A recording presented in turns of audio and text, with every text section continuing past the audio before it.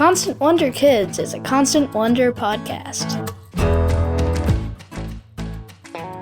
Hi, Wonder Kids. It's Paige. Have you ever heard of an infection before? An infection is when germs, like viruses or bacteria, get into your body and start living there. Infections can make us super sick, and that's why our body's immune system puts a lot of effort into fighting them off. Sometimes our bodies need help getting rid of infections, and that help can look like medicine given to us by doctors and hospitals. In today's episode, we're going to be talking about infections and the surprising ways that plants can help treat the human body when things go wrong. Today's guest has been fascinated by infections and how to fight them since she was a teenager volunteering in the emergency room, or ER. My fun Friday night was to be at the hospital. In retrospect, it seems a little odd that I would spend so much time in an ER as a kid, but at the time it was completely normal, and it's what really made me happy. This is Cassandra Quave. As a teenager, she spent a lot of time volunteering in hospitals and learning about infections. However, her experiences with medicine didn't begin there. As a kid, she was a frequent patient in the hospital. I have a very long and kind of strange relationship with medicine because I had 1 to 2 surgeries every year since I was a baby. I was born with a number of congenital birth defects, and as a result of those birth defects, I was missing bones in my leg. Some bones were short, and so at the age of 3, I had to have my leg amputated. Now, unfortunately, I developed a life-threatening staph infection in the hospital. Was sent home. They didn't know I had the infection. My mom discovered it days later, rushed me back to the hospital. During that hospital stay, Cassandra went through a whirlwind of treatments and medicines to fight off the infection, and the doctors were able to save her life. Despite, and maybe because of these difficult experiences in the hospital, Cassandra felt drawn to the study of medicine and healing. In the ER, I felt like I could make connections with people. I had a real sense of empathy for what they were going through. And I also had this extreme thirst for knowledge. I wanted to understand more about how the body worked and how illnesses were treated, how they're diagnosed. Today, Cassandra is an ethnobotanist, which means that she studies plants and their uses. Now, you might be wondering how Cassandra, the kid who was fascinated by infections in the hospital, ended up studying plants. It turns out plants contribute a lot more to medicine than you might think. The origins of modern-day medicine, all of those pills that in many ways we take for granted today, many of those actually had their origin stories in plants in places like the Amazon. The Amazon is the world's biggest rainforest. It stretches across South America and is home to millions of plants and animals. Some you can't find anywhere else in the world. As a college student, Cassandra was given the opportunity to travel to the Amazon to volunteer at a research station. There, she could learn about the ways native people living in the rainforest use plants in medicine and healing. On this trip, she was introduced to a healer named Don Antonio. But my role in that initial trip was to kind of be a volunteer at the research station and to help Don Antonio in the garden. And that's how our relationship started, he allowed me to shadow him and watch how he treated patients and how he prepared medicines and things like that. And, Don Antonio was a prankster. He had a great sense of humor. There's one scene in the book that I describe where he is, showing me this plant. And in my mind, I am just so thrilled. I'm thinking, wow, this is going to be some groundbreaking thing I'm about to learn. I'm scribbling down notes like mad, trying to take down every possible detail. And he's like, okay, I'll be right back. And he comes back with this mirror and he starts smearing this thing on my mouth. And I'm like, oh my gosh, is this a treatment for cold sores? Like, what is this amazing thing he's about to share with me? And then he holds up a mirror and I look like an absolute clown. I have this red stuff all over my lips, all over my teeth. It's just smeared everywhere. And then he just drops over in a belly laugh. He's like, lipstick. He says it in English too. He says lipstick and starts laughing. And we just started laughing together. And in a way that was I think an icebreaker that we needed because I was so serious about this. It was his way of saying, you know what, you can lighten up a little. We're going to learn some things. Lighten up. There's a lot to come, but we can also have fun. Don Antonio taught Cassandra a lot of things about the plants in the Amazon and how they've been used to help people in need. On a lot of my travels through the different communities, I was always surrounded by a passel of kids, like just so many children. And one thing that I noticed is that they would frequently drink water directly from the river. High load of intestinal parasites was a major problem.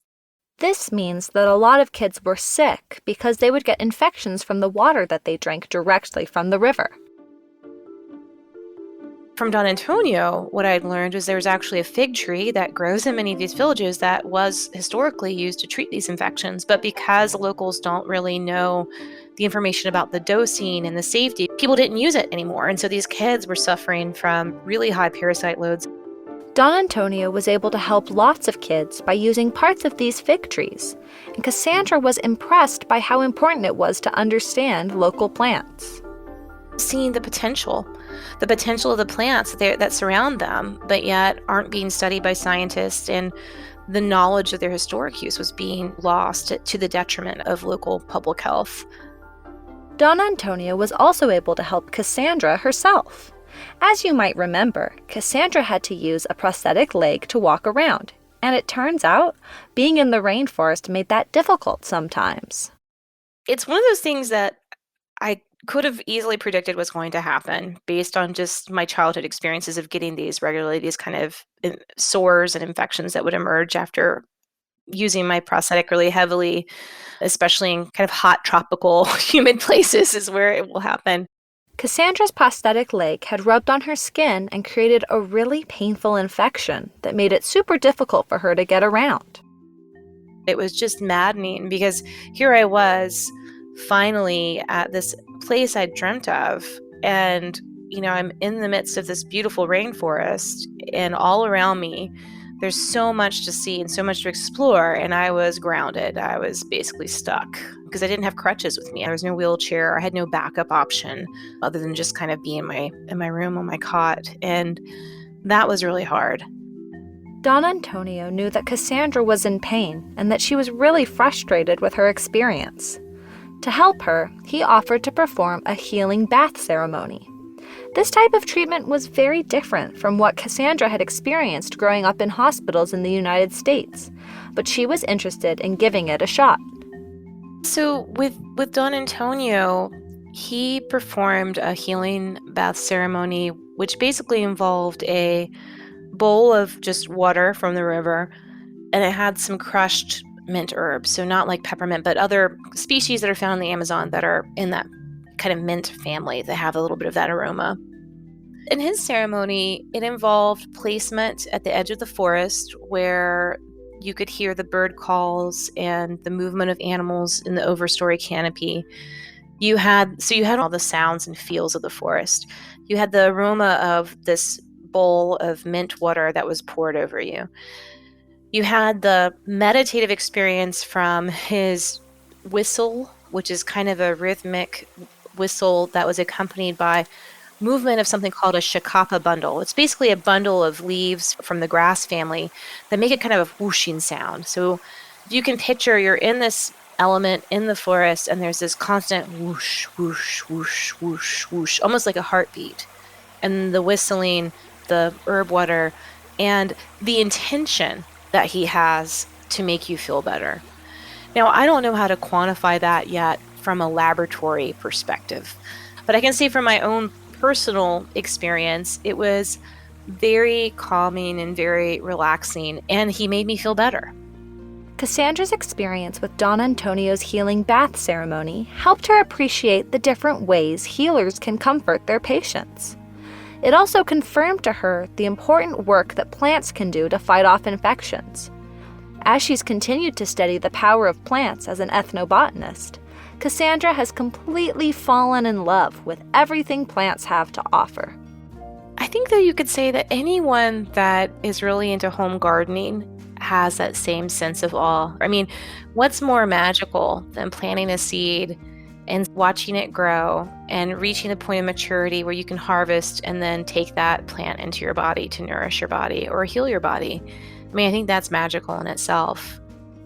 Cassandra's right. That does seem magical. Different cultures around the world have viewed lots of plants as magical throughout history. And as Cassandra has studied these plants, she's learned that they often have some really fascinating chemistry going on.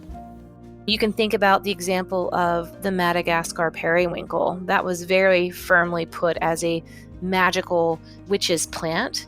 And we know today that the chemistry from that plant was actually useful in treating cancer. In fact, we have FDA-approved drugs from that plant that have healed countless patients of childhood leukemia.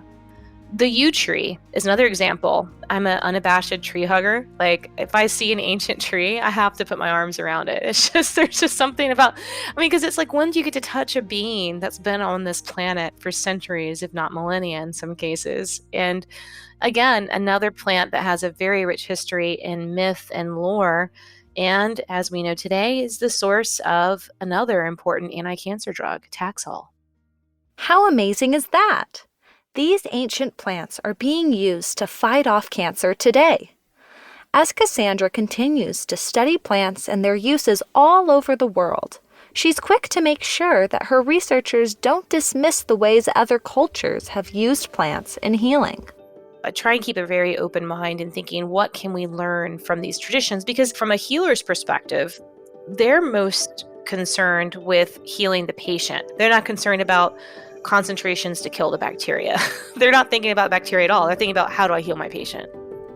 Healing patients really is the most important thing. As Cassandra has experienced awe and wonder through these plants, she's also found ways to fight off infections and make people's lives better, one by one.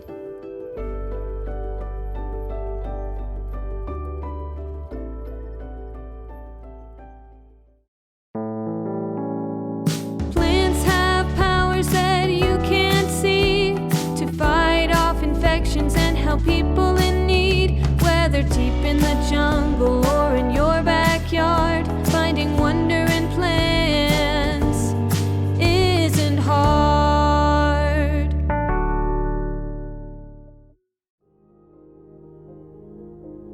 A quick word for you parents. I'm Marcus Smith, host of Constant Wonder, which is the source of material for Constant Wonder Kids. We made this episode because Constant Wonder contains a lot of great stuff kids will love too, but you may be wanting more. We've got a whole episode devoted to Cassandra Quave and her quest to prevent infections. If you want to hear the full presentation, go find Constant Wonder wherever you get your podcasts. It's called Super Plants versus Super Bugs. We actually think that you'll love more than just one episode of our podcast, which is an ongoing quest to find awe and wonder in all nature, human or wild, vast or small. The kinds of encounters that move us beyond words. Remember when you had time for wonder? Well, we suspect you still do. Subscribe to Constant Wonder on your favorite platform. Constant Wonder Kids was produced by Paige Crumperman-Darrington with sound designed by Mitchell Towsley. Tenery Taylor is the executive producer. Constant Wonder Kids is a production of BYU Radio.